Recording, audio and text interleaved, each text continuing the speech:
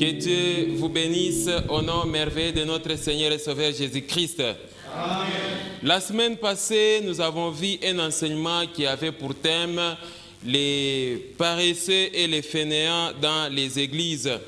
Et dans cet enseignement, nous avons souligné que la misère et la pauvreté régnaient dans l'église et aussi dans les milliers de serviteurs. Et que les enfants de Dieu, les chrétiens des églises, se contentent de prier seulement sans travailler, sans entreprendre une activité et sans une occupation, sans esprit d'initiative et sans esprit de créativité. Alors, la parole de Dieu elle est très claire. Elle dit, Dieu nous a donné les mains pour travailler, Dieu bénira l'œuvre de nos mains. Conséquence, si les chrétiens ne travaillent pas, n'ont pas une occupation, n'ont pas une source de revenus, les fidèles chrétiens éprouvent des difficultés de logement, des difficultés des soins médicaux, des scolarisations des enfants et par conséquent, la malnutrition et le manque de biens fondamentaux pour vivre manquent dans les maisons des chrétiens. Et aussi, on constate que les départements des sociales dans les églises souffrent avec des états de besoin des chrétiens qui voudraient que l'Église puisse les prendre en charge. Il se pose donc un sérieux problème, mes frères et sœurs, qu'on doit résoudre à travers donc cet enseignement. Parce que vous trouvez des fois, comme je l'avais souligné la fois passée, les chrétiens et locataires, les pasteurs lui-même locataires, l'Église elle-même aussi locataire, et finalement, les églises éprouvent beaucoup de difficultés. S'il faut voir dans la caisse même de l'Église, il n'y a rien, et souvent les recettes des offrandes n'arrivent pas à couvrir les dépenses de l'Église.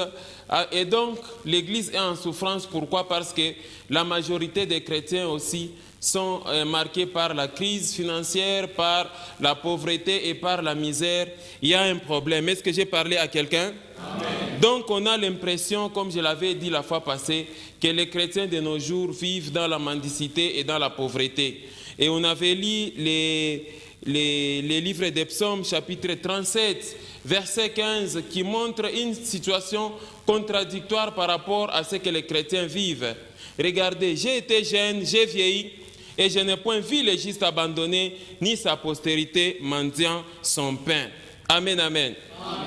Ces fléaux donc de la mendicité, de la pauvreté et de la misère frappent non seulement les fidèles chrétiens, mais aussi la classe des serviteurs de Dieu. Amen, amen. Amen. Et tout cela, on avait donné des raisons. Pourquoi? Qu'est-ce qui justifie la pauvreté? Qu'est-ce qui justifie la misère dans les églises?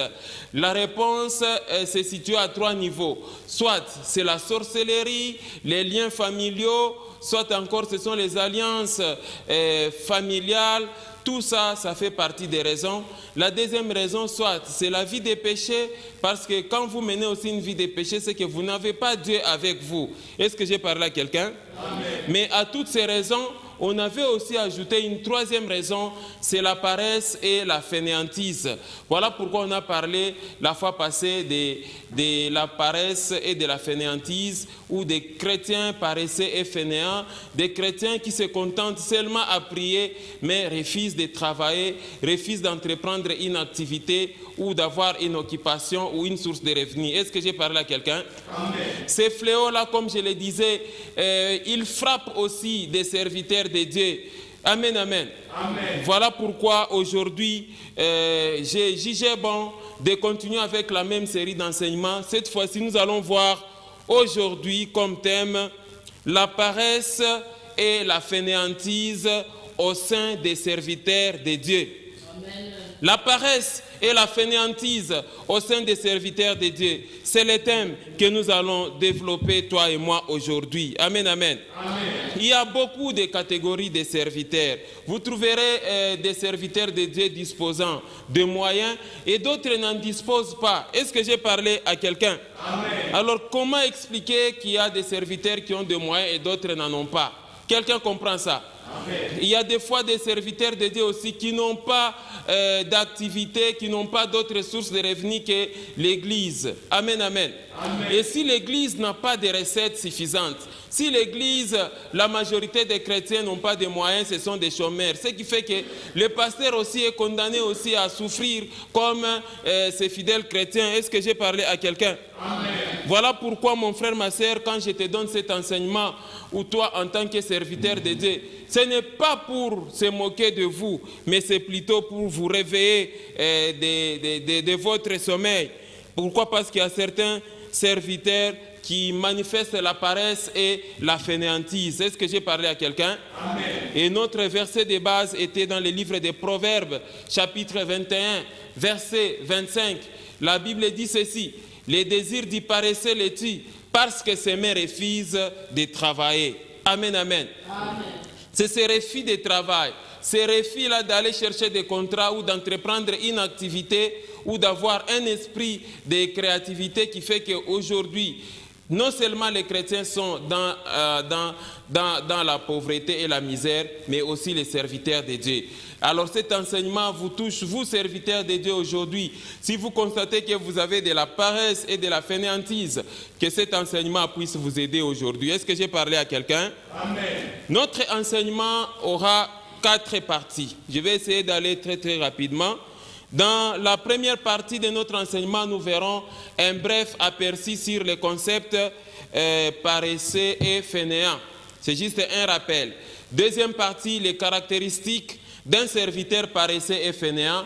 Troisième partie, les conséquences de la paresse et de la fainéantise des serviteurs de Dieu.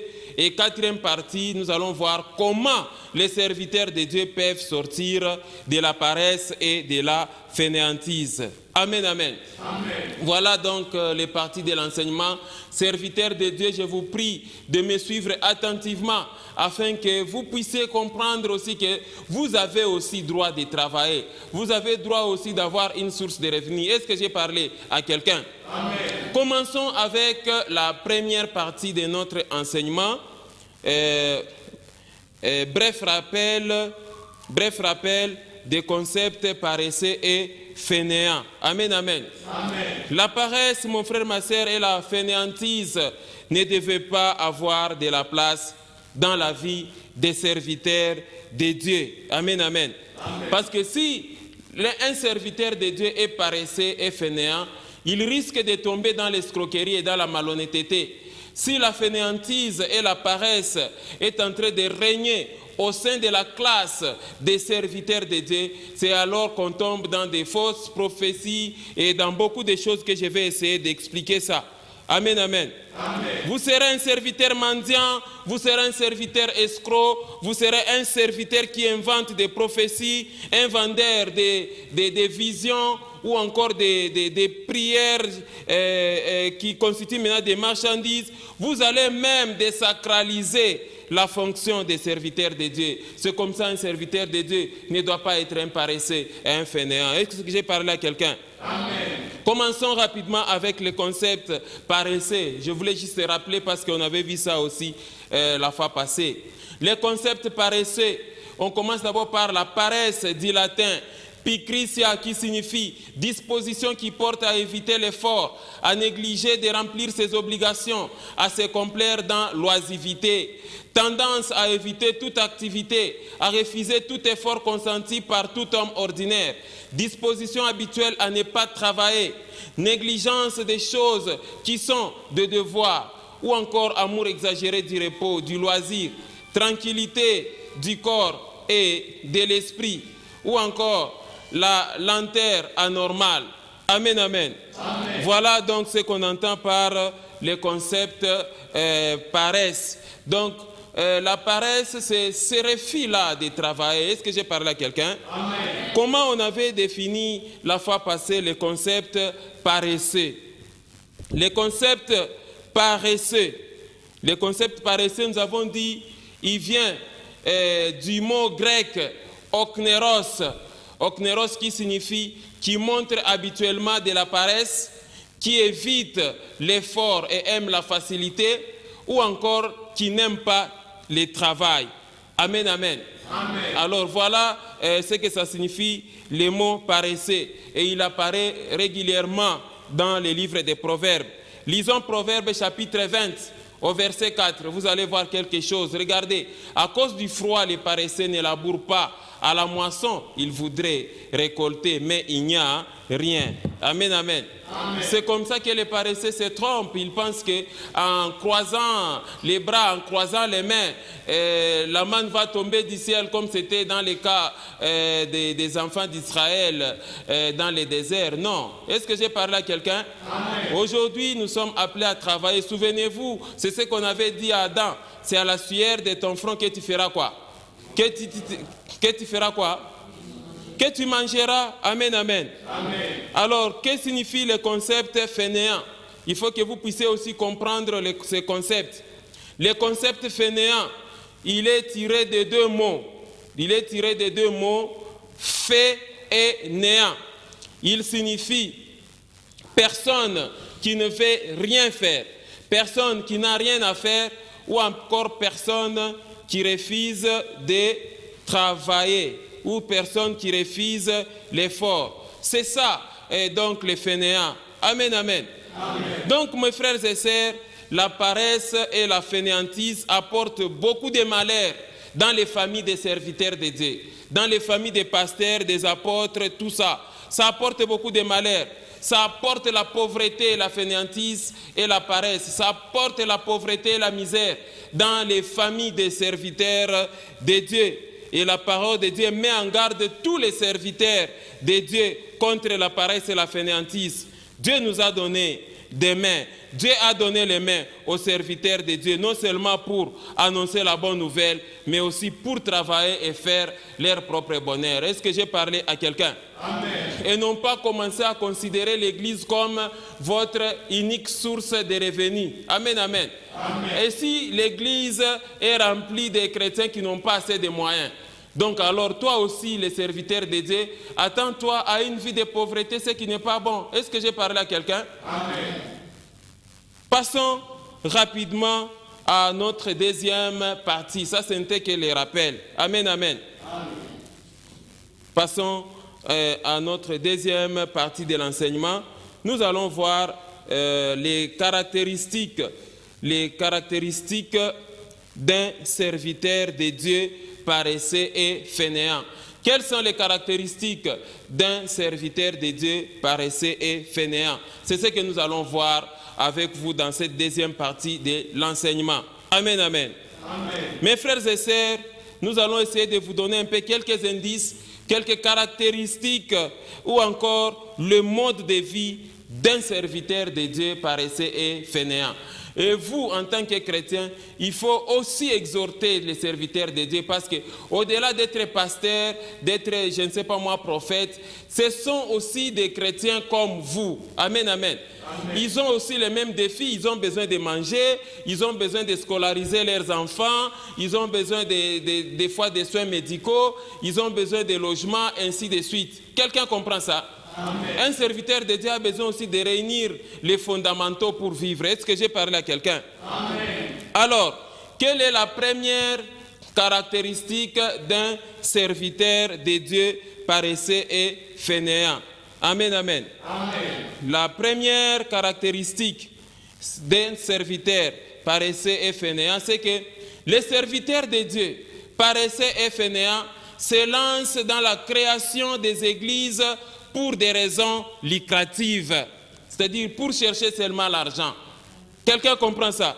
Amen. Donc, c'est-à-dire pour certains serviteurs de Dieu, tout simplement parce que la paresse et la fainéantise règnent dans son cœur, créer une église, c'est chercher de l'argent. Créer une église, c'est avoir une vie facile, ce qui n'est pas correct. Est-ce que j'ai parlé à quelqu'un? Amen. Pour certains serviteurs, commencer l'œuvre de Dieu, créer un ministère ou encore une église, c'est motivé tout simplement par les gagne-pain faciles, la recherche du profit, la recherche de l'argent facile. Et ce sont de tels serviteurs qui transforment l'église de Dieu à une boutique ou à un endroit commercial. Est-ce que j'ai parlé à quelqu'un? Amen. Vous devez comprendre de nos jours que toutes les églises portent les statuts de ASBEL, c'est-à-dire association sans but lucratif. Mais comment expliquer que quelqu'un a cherché du travail, il n'a pas trouvé, et finalement il raisonne, il dit que non, je dois créer une église. Amen, amen. Alors là, ce sont des serviteurs que la parole qualifie de paresseux et fainéants. C'est-à-dire, créer une église, ce n'est pas motivé par gagner les âmes, mais c'est d'abord motivé par les gains faciles d'argent. Et donc, vous devez comprendre, mes frères et sœurs, que des serviteurs de Dieu paresseux et fainéants estiment qu'être pasteur, c'est une occasion de s'enrichir rapidement. Être pasteur, être à la tête de l'église, c'est une occasion de gagner facilement l'argent ou encore d'avoir facilement de l'argent ou de gagner rapidement la vie. Dès que tu es pasteur, on ne te refusera jamais les visas. Voilà pourquoi il faut l'être. Ce n'est pas correct. Est-ce que j'ai parlé à quelqu'un? Amen.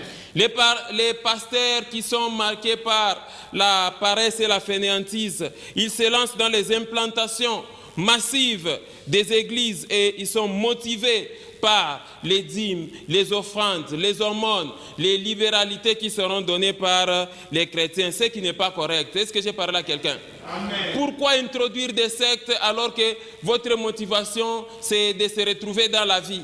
Amen, amen. Amen. Lisons 2 Pierre chapitre 2 versets 1 à 3.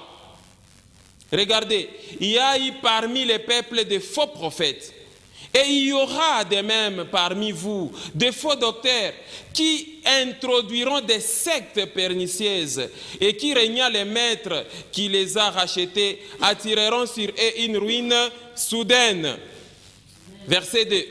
Plusieurs les suivront dans leur dissolution et la voie de la vérité sera calomniée à cause d'eux. Regardez le verset 3. Par cupidité, c'est-à-dire par amour de l'argent, par cupidité, ils trafiqueront de vous au moyen des paroles trompeuses. C'est-à-dire, ils feront le commerce dans l'église. Ils trafiqueront de vous au moyen des paroles trompeuses et qui menacent depuis longtemps la condamnation et dont la ruine ne sommeille point. Amen, amen. Amen. Est-ce que la parole de Dieu n'est pas claire, mes frères et sœurs? C'est ça. Quand vous voyez un serviteur de Dieu qui commence à considérer une église comme sa propre boutique, la caisse même de l'église, il n'y a que lui qui a le droit de signature, pas quelqu'un d'autre. Et il n'y a personne qui a le droit de regard sur la manière dont il gère les finances de l'église. Il peut puiser dans la caisse de l'église comme il veut. Et si quelqu'un ose seulement dire un mot, hey, je vais te chasser de l'église. Ça, ce n'est pas correct. Est-ce que j'ai parlé à quelqu'un? Amen. Donc, la fainéantise et la paresse règnent aussi dans les milliers de serviteurs qui estiment que non, voilà, créer une église, ça va me permettre de gagner facilement la vie. Amen, amen. Amen. Ça ne peut venir qu'après. Amen. La Bible dit que cherchez premièrement le royaume et la justice de Dieu et toutes ces choses vous seront données par-dessus. Quand tu te fais serviteur de Dieu, certainement, Dieu va te rémunérer parce que Dieu est le rémunérateur de ceux qui le cherchent. Tu es un ouvrier dans la maison de Dieu, Dieu va te rémunérer. Être à la tête de l'église n'est pas synonyme de s'accaparer de toutes les entrées, de tous les fonds qui entrent dans l'église. Non. Jusqu'au point de s'accaparer même les biens de l'église. Non, un serviteur de Dieu ne doit pas faire des choses comme ça. Est-ce que j'ai parlé à quelqu'un? Amen.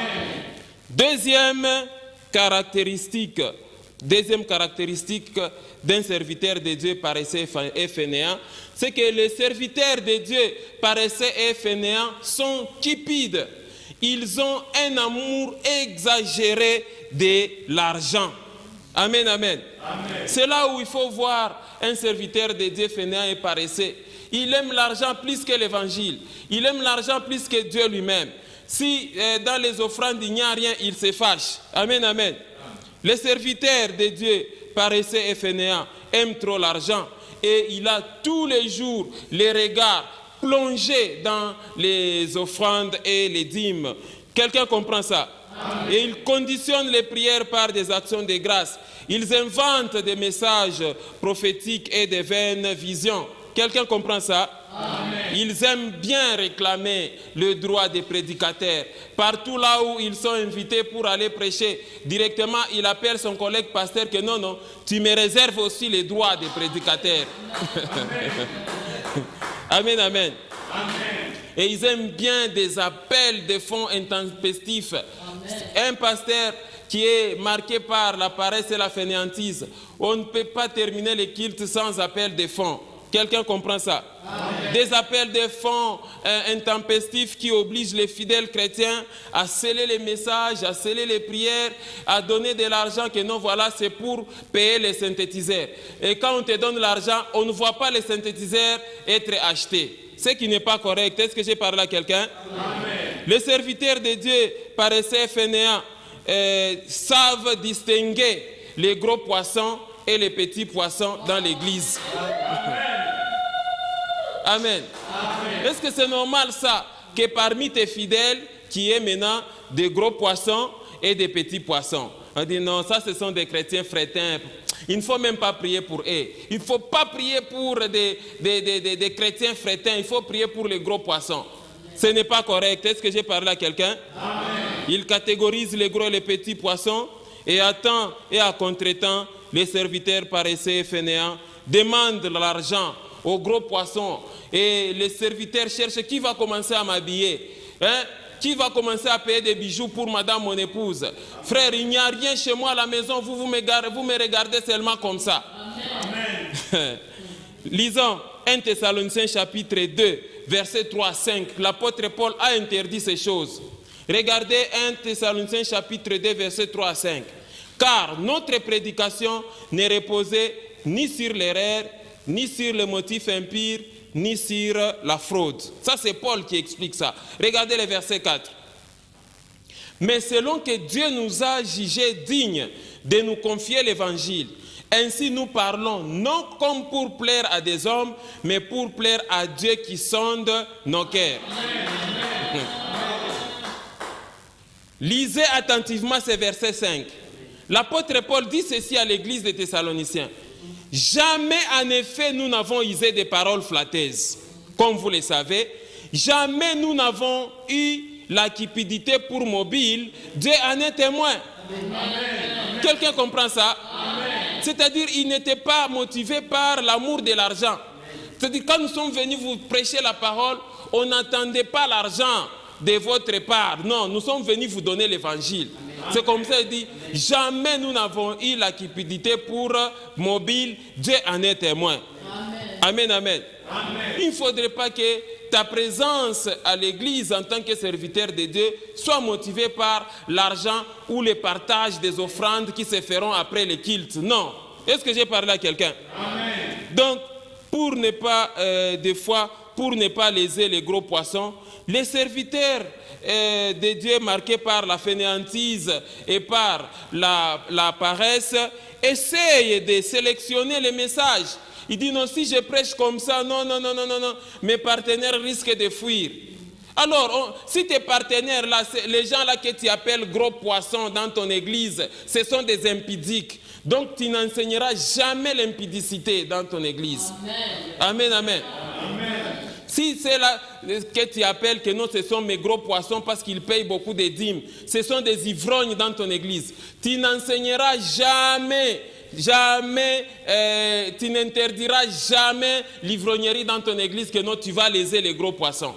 C'est ça le problème aujourd'hui, mon frère, ma soeur, au sein des serviteurs de Dieu qui sélectionnent les messages et ils flattent les gros poissons dans les prédications. Ils évitent de donner certains enseignements qui touchent aux mauvaises conduites des gros poissons. Amen, amen. Amen. Mais que dit l'apôtre Paul? Nous n'avons pas usé des paroles flatteuses au milieu de vous. Nous n'avons pas eu la cupidité pour mobile. Dieu en est témoin.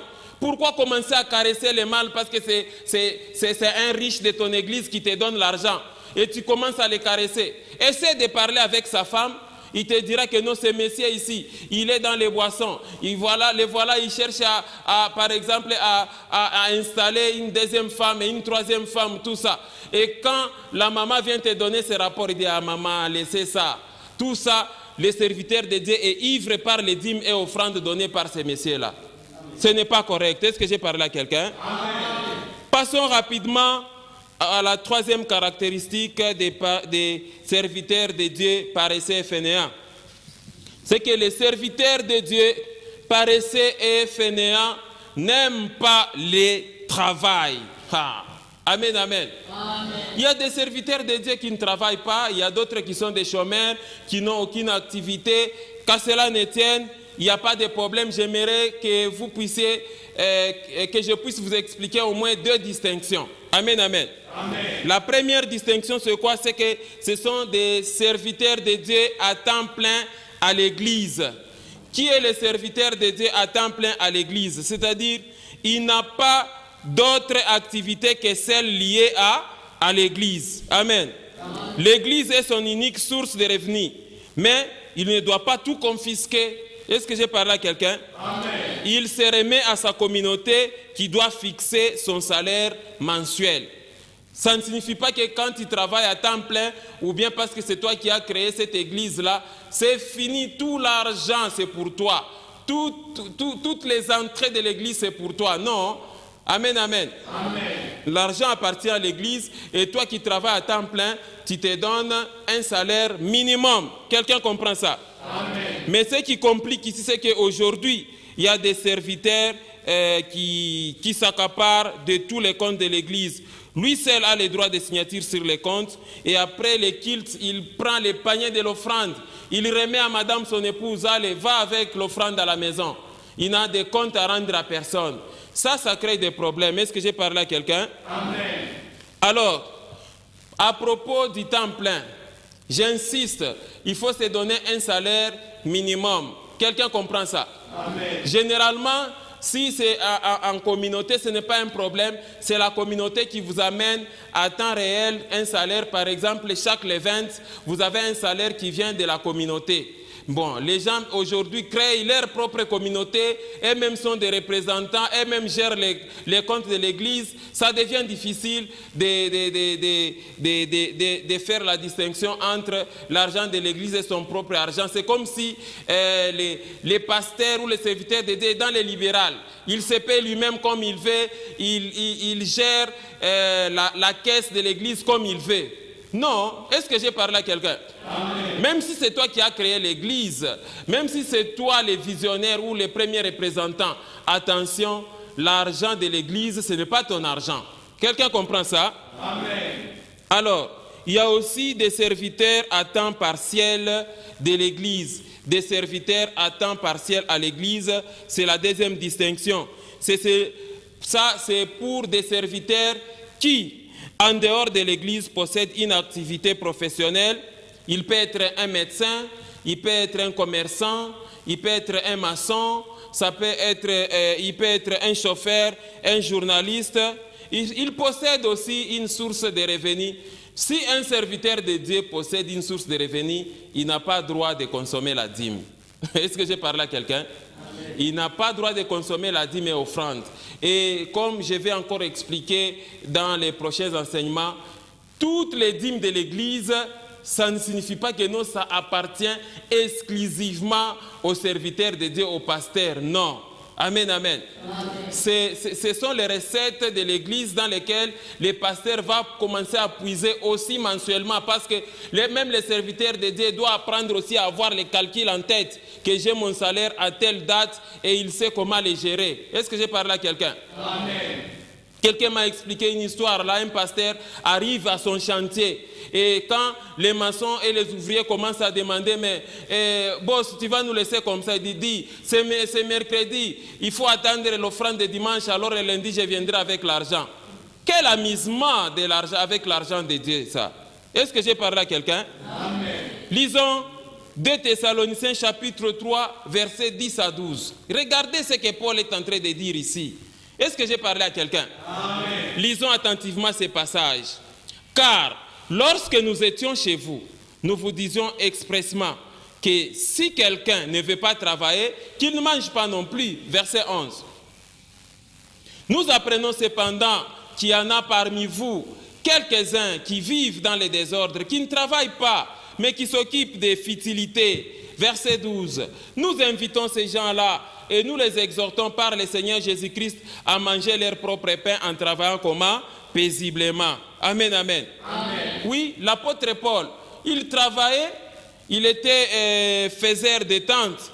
Il n'était pas un paresseux, un fainéant qui attend seulement l'argent des dîmes et offrandes pour vivre. Est-ce que j'ai parlé à quelqu'un? Amen. Même vous là qui travaillez à temps plein, il ne faut pas seulement attendre les recettes de l'Église pour vivre. Vous devez créer des activités et aussitôt vous avez maintenant une source de revenus. Déconnectez-vous de l'argent des dîmes et offrandes. C'est l'argent qui doit servir à la construction des nouveaux temples, à financer à payer les instruments et à faire avancer l'œuvre de Dieu, à payer aussi les ouvriers qui sont à temps plein. Est-ce que j'ai parlé à quelqu'un? Amen. Lisons Actes chapitre 18, versets 1 à 3. Vous allez voir, l'apôtre Paul, il travaillait. Après cela, Paul partit d'Athènes et se rendit à Corinthe. Verset 2. Il trouva un juif nommé Aquilas, originaire du Pont, récemment arrivé d'Italie avec sa femme Priscille, parce que Claude avait ordonné à tous les Juifs de sortir de Rome. Il se lia avec eux. Amen, amen. Amen. Il se lia avec eux. Vous voyez, et Paul et Aquilas, tous étaient des serviteurs de Dieu. Mais regardez le verset 3. Et comme il avait les mêmes métiers, et comme Paul et Aquilas avaient les mêmes métiers, il demeura chez eux et il travailla. Ils étaient faiseurs de qui? Des tentes. Voilà. Amen, amen. Ils étaient faiseurs des tentes. Comment expliquer que toi, un serviteur de Dieu, tu ne sais même pas faire un travail? Ou encore tu as étudié, je ne sais pas moi, tu es licencié en économie, licencié en géologie, tout ça, ainsi de suite. Non, bon, le Seigneur m'a demandé de tout mettre de côté. Mon diplôme là que j'ai eu en médecine, le Seigneur m'a dit de mettre tout ça de côté. Bon, tu vas vivre comment, mon frère? Amen, amen. Alors bon, est-ce que le Seigneur t'a laissé aussi tous les 5 ans aller étudier la médecine et puis finalement il te dit, bon, tu as perdu ton temps à l'université, hein, c'était juste pour connaître les Français. Maintenant là, entre maintenant dans mon travail. Quelqu'un comprend ça? Bon, tu peux avoir un tel appel, mais il faut avoir aussi des sources de revenus. Sinon, les chrétiens de ton église vont souffrir. Est-ce que j'ai parlé à quelqu'un? Arrêtez donc de tracasser les chrétiens dans vos églises avec de l'argent, avec des prières d'enveloppe, des appels de fonds intempestifs. Quelqu'un comprend ça? Amen. Regardez encore ce que Paul est en train de dire en Actes chapitre 20, versets 33 à 35. Regardez. Et là, Paul est en train de s'adresser aux serviteurs de Dieu pour qu'ils évitent la paresse et la fainéantise. Regardez. Je n'ai désiré ni argent, ni or, ni les vêtements des personnes. C'est ça un serviteur de Dieu. Amen. Regardez le verset 34. Vous savez vous-même que ces mains ont pourvu à mes besoins et à ceux des personnes qui étaient avec moi. Ça c'est Paul qui l'a dit. Regardez le verset 35. Je vous ai montré de toute manière que c'est en travaillant ainsi qu'il faut soutenir les faibles. Et c'est rappeler des paroles du Seigneur qui a dit lui-même, il y a plus de bonheur à donner qu'à recevoir. Amen, amen. N'est-ce pas, l'apôtre Paul, c'est lui notre exemple. Donc il faut chercher du travail, soit même un commerçant, il faut chercher une activité. Moi je connais un apôtre qui lave les véhicules dans cette ville de Lubumbashi. Amen. Et voilà l'homme qui s'est décidé de ne pas déranger les dîmes et offrandes.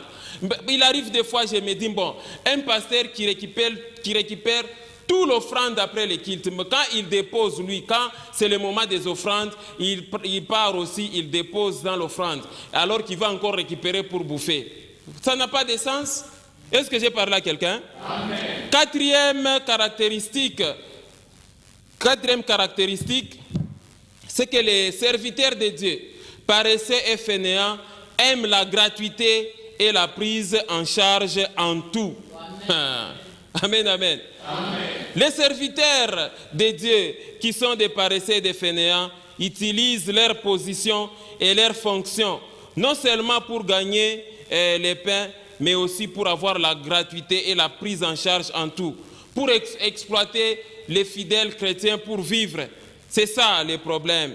Les serviteurs de Dieu doivent travailler, mes frères et sœurs, pour avoir aussi une source de revenus. Dans le cas contraire, la caisse de l'Église va souffrir. La caisse de l'Église va saigner sérieusement. Amen, amen. Amen. Il y a beaucoup d'instructions concernant les serviteurs de Dieu. Lisons 1 Thessaloniciens chapitre 2 verset 9. Regardez ce que Paul est en train de dire.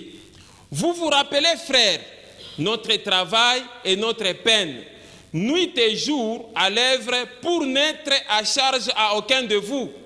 Nous vous avons prêché l'évangile de Dieu, mais jamais on n'a été sous la charge de quelqu'un.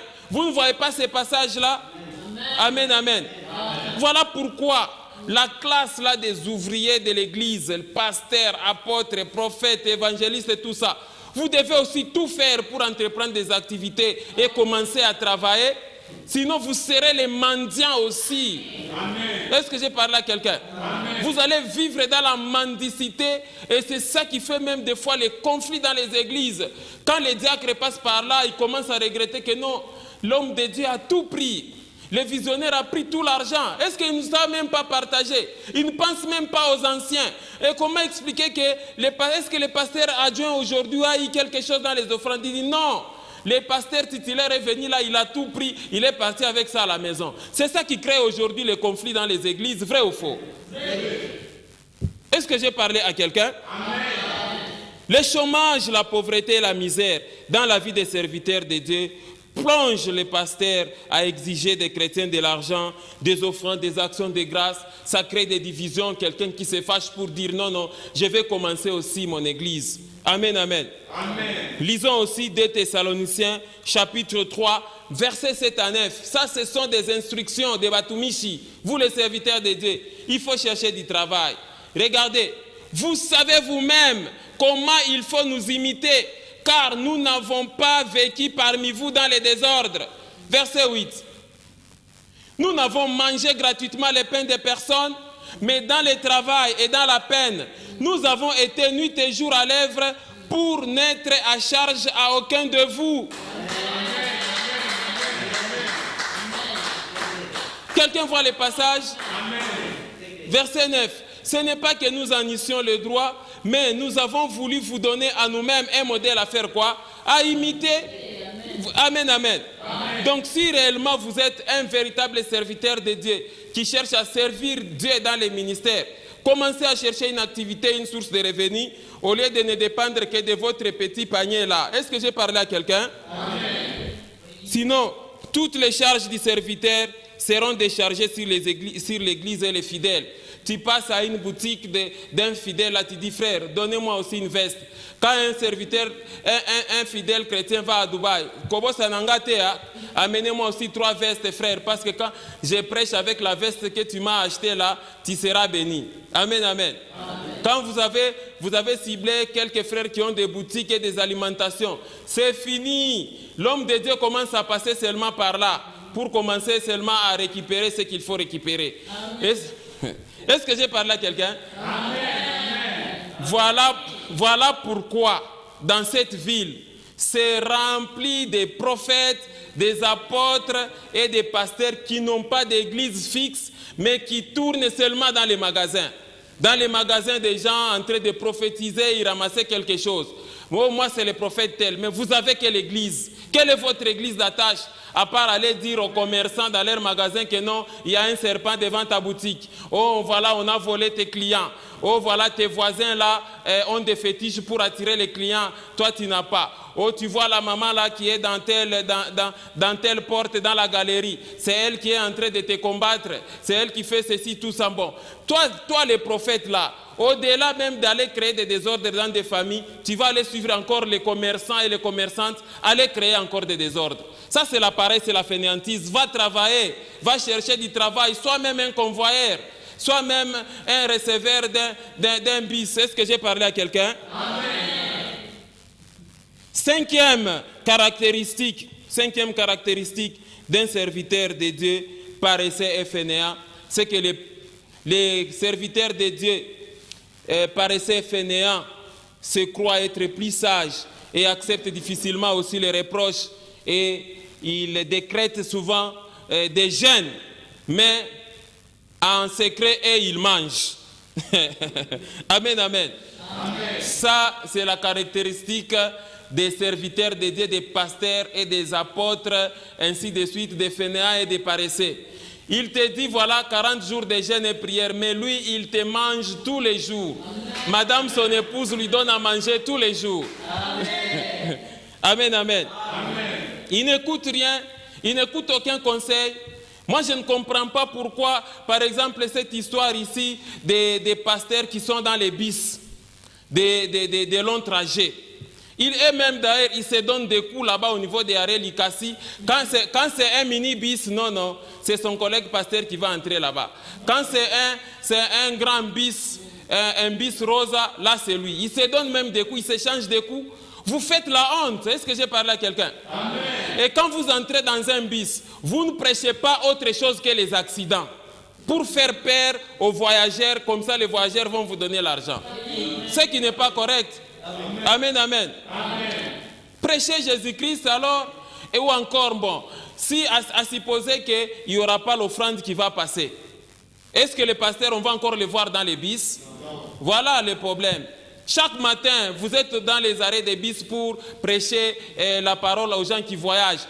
Je voulais t'informer, toi les pasteurs qui prêchent dans les bus, que tous les chrétiens qui sont là dans les bus, avant de voyager, se déplacer, aller à Likasi, ils ont prié à la maison. Amen. Et Dieu les a entendus. Amen.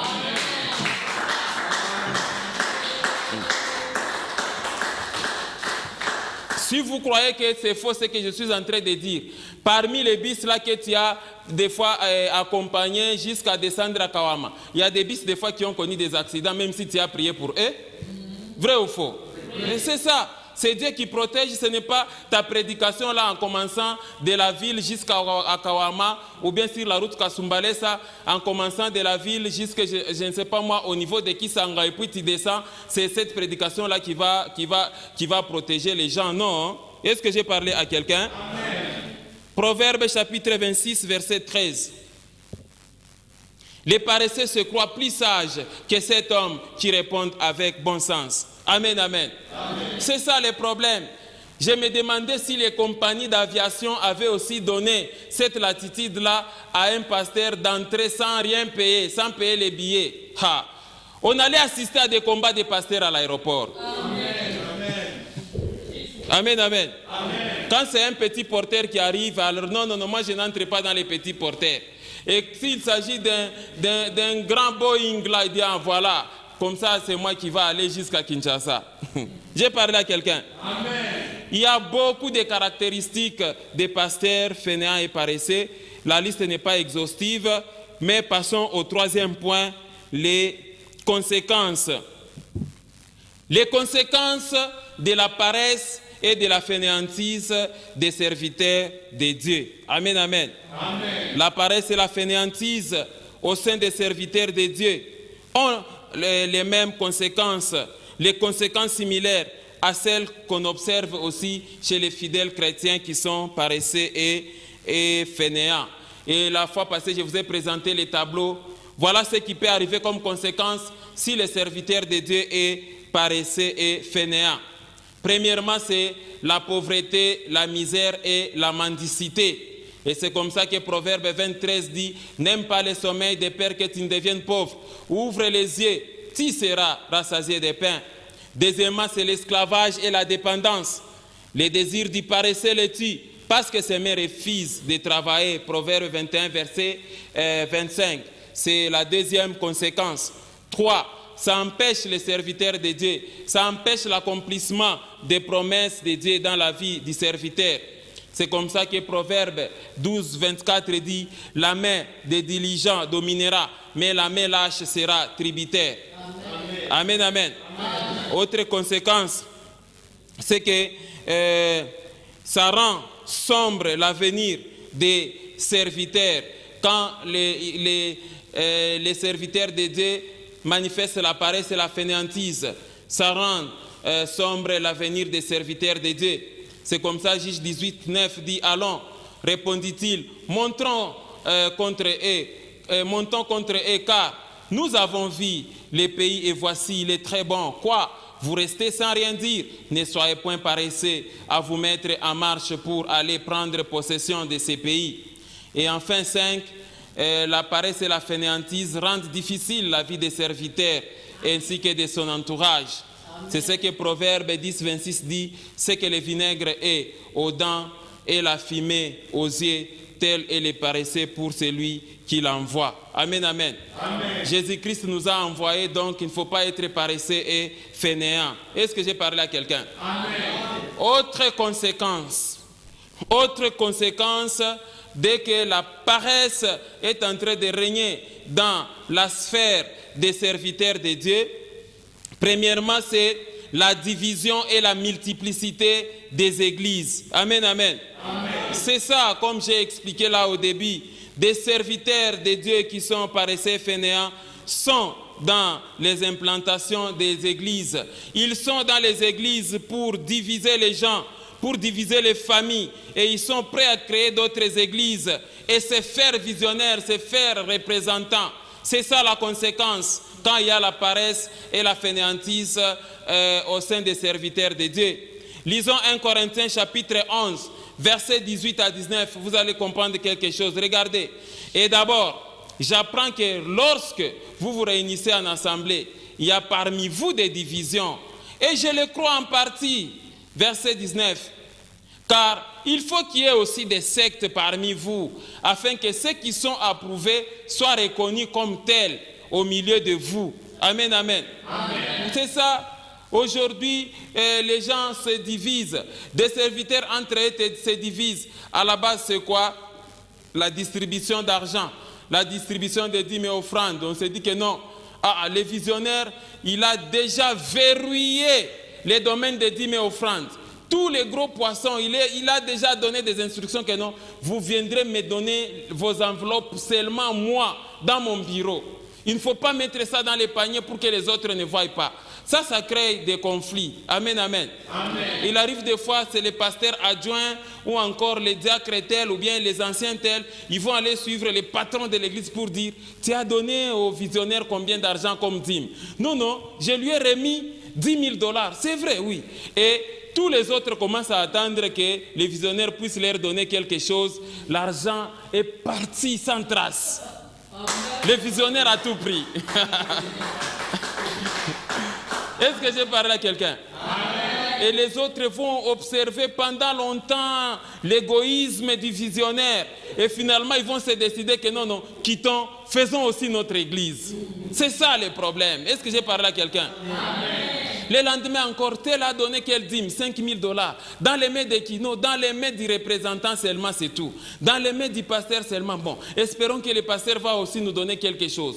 Et le pasteur, sur $15,000 qu'on lui a donné, il prend seulement $500. Il dit non, ça aussi, partagez-vous. Et quand les pasteurs adjoints et les autres disent, il a reçu combien? Vérifiez chez les donateurs. Non, les donateurs a donné $15,000. Mais dans $15,000, il nous donne seulement $500. Non. Ce pasteur est méchant, notre visionnaire est méchant. Allons, créons aussi notre église. C'est ça le problème. C'est ça la division. Est-ce que j'ai parlé à quelqu'un? Deuxième conséquence, quand la paresse et la fainéantise règnent au sein des serviteurs de Dieu, c'est la multiplicité des offrandes et des appels de fonds intempestifs. Amen, amen. Donc ici, si vous êtes en face d'un serviteur de Dieu paresseux et fainéant, il y aura multiplicité des offrandes et chaque offrande a son nom. Offrande de guérison, offrande de délivrance, offrande de voyage de l'homme de Dieu, offrande de combat et de délivrance, enveloppe d'action de grâce, offrande pour le café. Il te dira, laissez ton combat là, je vais faire de ça mon combat. Moi, je vais dormir par terre pour toi, toi prépare seulement le café. Amen, amen. Bon, écoute, dans ta maison, il y a tellement de combats. Il y a seulement des histoires. Je vais envoyer une équipe d'intercesseurs. Nous viendrons faire 3 jours dans ta maison. On va faire un travail. Mais prépare-nous seulement les cafés. C'est les cafés. Amen, amen. Et si les fidèles croyants ont préparé les cafés en nature, dit non, ce n'est pas les cafés, seulement café. Ce sont les enveloppes, donner les cafés en espèces. C'est ça le problème. Amen, amen. Un fidèle a un problème. Non, laisse-moi, je vais aller monter à la montagne pour toi. Je serai à la montagne pour toi pour 1 semaine. Mais prépare-moi seulement les cafés. Amen, amen. Comment toi tu vas aller dormir par terre ou encore monter à la montagne, être à la montagne pendant 1 semaine pour les problèmes de tes fidèles, mais toi-même, là, quand on vient te visiter dans ta maison, il y a des combats, il y a de la sorcellerie aussi, il y a des maladies, il y a aussi des problèmes. Est-ce que c'est correct ça? Amen, amen. Donc ensuite, on verra aussi, il y aura des appels de fonds de toutes sortes, mais l'argent ne servira jamais à ce dont les serviteurs vous demandent. L'argent que je vous demande, c'est pour payer la parcelle. Cette parcelle ne s'achètera jamais. L'argent que je vous demande, c'est pour payer les instruments. Mais dans l'entretemps, on t'a déjà fait les dons des instruments. Est-ce que c'est normal ça, mes frères? Lisons un peu Romains chapitre 16, versets 17 à 18. Lisons ça rapidement. Je vous exhorte, frères, à prendre garde à ceux qui causent des divisions et des scandales au préjudice de l'enseignement que vous avez reçu. Éloignez-vous d'eux. Regardez le verset 18. On parle des faux serviteurs. Car de tels hommes ne servent point Christ notre Seigneur, mais leur propre ventre. et par des paroles douces et flatteuses, ils séduisent les cœurs des simples. Amen, amen. Amen. C'est ça, des serviteurs qui se disent serviteurs de Dieu, mais ils sont serviteurs de leur ventre. Ce n'est pas moi qui le dis, c'est la parole, nous venons de le lire, n'est-ce pas mes frères et sœurs? C'est ça. Un serviteur de Dieu, ce n'est pas celui qui considère les chrétiens comme son champ, là où il doit vraiment dire offrande de rachat. Hein, voilà, tu es enceinte, offrande d'action de grâce, oh ceci. On doit briser tel esprit, amène l'argent. Non, non, non. Est-ce que j'ai parlé à quelqu'un? Amen. Paul le répète en Actes chapitre 20. J'aimerais encore te faire lire ces passages. Regardez Actes 20, 33 à 35. Je n'ai désiré ni argent, ni or, ni les vêtements des personnes. Paul délivrait les gens. Amen. Regardez verset 34. Vous savez vous-même que ces mains ont pourvu à mes besoins et à ceux des personnes qui étaient avec moi. Verset 35. Je vous ai montré de toute manière que c'est en travaillant ainsi qu'il faut soutenir les faibles et se rappeler des paroles du Seigneur lui-même qui a dit « Il y a plus de bonheur à donner qu'à recevoir ». C'est ça. Amen, amen. Amen. Combien de délivrances l'apôtre Paul a opéré dans la parole de Dieu? Il n'exigeait pas l'argent. Lui-même, il dit « Je n'ai désiré ni argent, ni quoi que ce soit ».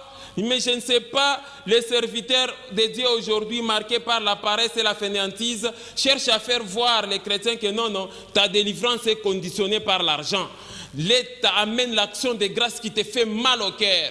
Va chercher dans ta maison un bien qui coûte plus cher que tous les autres biens qui sont dans ta maison. Amène ça ici. Tu seras délivré. Ça, c'est de l'escroquerie pure et simple. Est-ce que j'ai parlé à quelqu'un? Amen. Troisième conséquence de cette affaire, c'est que c'est l'invention des visions et des prophéties, les scelages des messages et la malhonnêteté, c'est ça. Quand la paresse et la fainéantise règnent dans la sphère des serviteurs de Dieu, il y aura invention des visions, des prophéties, les scelages des messages et la malhonnêteté, c'est ça. Est-ce que j'ai parlé à quelqu'un? Amen. Lisons Matthieu chapitre 24, verset 24, la Bible dit ceci. La Bible dit ceci, en Matthieu chapitre 4, « Car il s'élèvera de faux Christ et de faux prophètes. Ils feront des grands prodiges et des miracles au point de séduire, s'il était possible, même les élus. » C'est ça. Élie de Dieu, vous devez faire très attention. Est-ce que j'ai parlé à quelqu'un? Amen. Quand un serviteur de Dieu fait des miracles et tout ça, ça ne signifie pas qu'il est serviteur. Parce que les faux Christ et les faux prophètes font aussi des miracles. Est-ce que j'ai parlé à quelqu'un? Amen. Alors, ça sera toujours, j'ai vu un serpent sur ton lit, j'ai vu ceci, pour enlever ce serpent-là, donne l'argent. J'ai vu le cercueil devant ta porte, le cercueil sur ta tête, pour enlever ça, donnez-nous l'argent. Ce n'est pas correct. Est-ce que j'ai parlé à quelqu'un? Amen. Quatrième conséquence de la fainéantise et de la paresse dans la sphère des serviteurs, c'est la confiscation du temps des fidèles, avec des longs programmes de culte, l'organisation des jeûnes et prières pendant des jours ouvrables, alors que les serviteurs lui-même n'entrent pas en jeûne. Amen, amen. C'est les conséquences aussi, ça fait partie des conséquences pour un serviteur de Dieu qui organise 40 jours de jeûne et prières, du lundi jusqu'à samedi, de 7h jusqu'à 18h. Ou encore 35 jours de séminaires et prières de combat tous les jours, de 9h30 à 18h. Mais les serviteurs, les fidèles vont chercher l'argent où? Amen, amen. Amen. Il est à temps plein, il n'a rien à faire. Il pense que tout le monde n'a rien à faire dans l'église. Ce n'est pas correct. Amen, amen. Amen. Il y a des gens qui vont vendre dans les magasins. S'il y a des coiffeurs, des maçons, ils ne vont pas aller au travail. Tout simplement parce que tu mets les gens dans les jeûnes et prières, des fois qui ne sont pas bien réglementés. Est-ce que j'ai parlé à quelqu'un? Amen. Sixième conséquence. Les serviteurs de Dieu fainéants et paresseux, les serviteurs de Dieu paresseux fainéants, ils recourent aux usages des fétiches, de la magie pour opérer des miracles. Amen, amen. Amen. Oui. Ils utilisent la magie, ils utilisent les fétiches. Ça, ce sont les serviteurs de Dieu fainéants et paresseux. Regardez Actes chapitre 8, versets 9 à 11. Il y avait auparavant dans la ville un homme nommé Simon qui se donna pour un personnage important et exerçait la magie et provoquait l'étonnement du peuple de la Samarie. Verset 10. Tous, depuis les plus petits jusqu'aux plus grands, l'écoutaient attentivement et disaient, celui-ci est la puissance de Dieu, celle qui s'appelle la grande. Oh là là. Alors que c'était de la magie, ils l'écoutaient attentivement parce qu'il les avait longtemps étonnés par les actes de magie. Amen, amen. Amen. Quelqu'un a vu les passages? Amen. Beaucoup de serviteurs se sont plongés aussi dans la magie et dans les fétiches pour impressionner les gens avec des miracles. Est-ce que j'ai parlé à quelqu'un? Amen. Et enfin, quelle est la dernière conséquence? C'est la falsification des Saintes Écritures. Amen, amen. Amen. Un serviteur de Dieu paraissait fainéant, interprète très mal les Écritures. Lisons 2 Corinthiens chapitre 2 verset 17 à 19, verset 17. Car nous ne falsifions point la parole de Dieu, comme font plusieurs. C'est ça, il y a plusieurs qui falsifient. Car nous ne falsifions point la parole de Dieu comme font plusieurs. Mais c'est avec sincérité, mais c'est de la part de Dieu que nous parlons en Christ devant Dieu. Amen, amen. C'est ça ce qu'il faut comprendre. Regardez aussi 2 Corinthiens chapitre 4, verset 2. Nous rejetons les choses honteuses qui se font en secret. Nous n'avons point une conduite astucieuse et nous n'altérons point la parole de Dieu. Mais en publiant la vérité, nous nous recommandons à toute conscience devant Dieu. Amen, amen. À toute conscience d'homme devant Dieu. Est-ce que j'ai parlé à quelqu'un? Vous allez voir les serviteurs de Dieu fainéants et paresseux, il interprète de sa façon la parole. Et il communique très mal la parole de Dieu pour amener les Écritures toujours en sa faveur. Il cherche des Écritures qui vont justifier ses bêtises. Est-ce que j'ai parlé à quelqu'un? En résumé, qu'est-ce qu'il faut retenir de la 4e partie? Passons à la 4e partie, je vous donne le résumé. Comment les serviteurs de Dieu peuvent sortir de la paresse et de la fainéantise? Ça, c'est la voie de sortie que je vous donne. Voilà en résumé ce que je peux vous donner. C'est exactement comme ce qu'on a parlé aux fidèles chrétiens. C'est le même schéma. Premièrement, rechercher continuellement, de manière continuelle de l'emploi en déposant ces dossiers complets dans différentes entreprises et sociétés. Les pasteurs, les serviteurs doivent aussi chercher de l'emploi. Est-ce que j'ai parlé à quelqu'un? Et Éphésiens chapitre 4 verset 28 est très clair. Au lieu de voler l'argent dans des offrandes et des dîmes, regardez ce que dit Éphésiens 4 28. Que celui qui dérobait ne dérobe plus, mais plutôt qu'il travaille en faisant de ses mains ce qui est bien pour avoir de quoi donner à celui qui est dans les besoins. Est-ce que ce n'est pas clair ça, mon frère, ma sœur? C'est très clair, il faut chercher du travail. Il ne faut pas dire que non, Dieu m'a interdit de faire. Est-ce que Dieu t'a interdit? Si réellement Dieu t'a interdit, ça va. Mais s'il ne t'a pas interdit, il ne faut pas tromper que Dieu t'a interdit d'exercer un travail. Deuxième voie de sortie. Un serviteur de Dieu doit avoir un esprit d'initiative et de créativité. Il doit tout faire. Il doit tout faire pour créer de l'emploi, pour créer du travail, pour avoir une occupation lucrative. Proverbe 12, 27. Proverbe 12, 27. Les paresseux ne rôtissent pas son gibier, mais les paresseux ne rôtissent pas son gibier, mais les précieux trésors d'un homme, c'est l'activité. Amen, amen. Amen. Donc, un serviteur de Dieu doit avoir une activité. Il peut se faire cultivateur. Il peut toujours travailler aussi, sans avoir honte. Il peut être même une sentinelle quelque part. Il peut être même un boy quelque part. Il peut être receveur, il peut être chauffeur. Il faut se battre pour vivre au lieu d'attendre seulement l'argent des dîmes et offrandes. Troisième voie de sortie.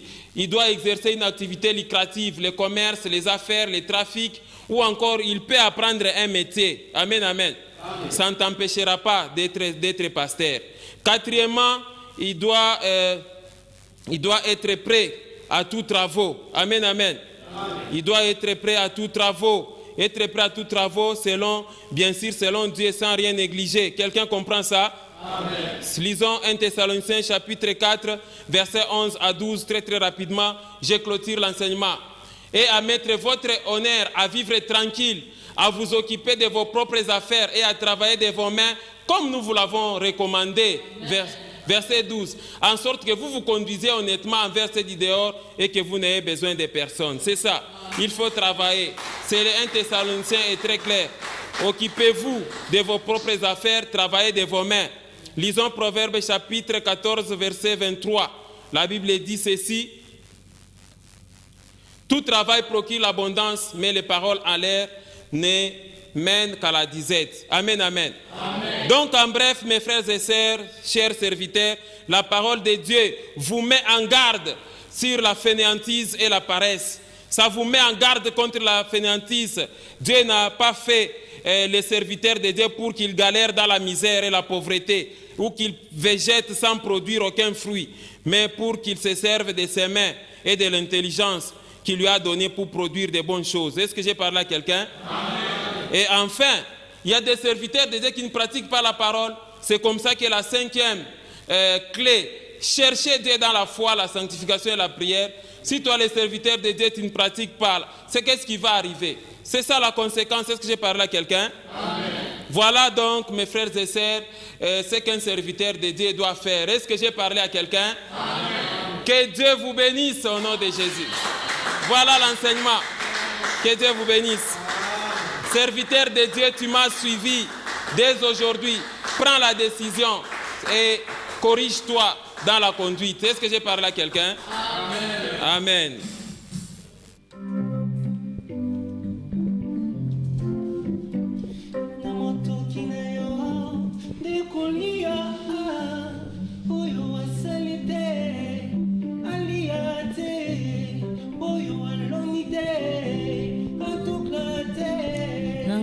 Tokinayo de kolia oyo asalite aliate oyo alonite abukate Tokinayo de kolia oyo asalite aliate oyo alonite abukate Namo Tokinayo de okolia oyo asalite aliate oyo alote abukate vanananda kulala kaba pungi nina maboko tango ya kosala kokamwate pauvreté surprendre yo na motoki na yo nde okolia toki na yo nde okolia